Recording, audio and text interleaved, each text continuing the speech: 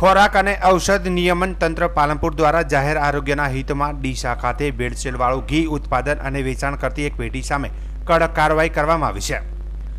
તાસવી marketing and dairy પ્રોડક્ટના માલિક લાલચંદભાઈ અમૃતલાલ પંચીવાળા સામે ડેઝિગ્નેટર officer TH Patel અને ફૂડ સેફ્ટી ઓફિસર ES પટેલની સંયુક્ત ટીમે તલસ્પર્શી તપાસ હાથ ધરી હતી। તપાસ દરમિયાન પેઢી ખાતે ઘીનું ઉત્પાદન ચાલુ હોવાનું જણાવ્યું હતું। પેઢી દ્વારા ઘી બનાવવા માટે વપરાયેલ કાચા માલની કોઈપણ નોંધો રજૂ કરવામાં આવી ન હતી।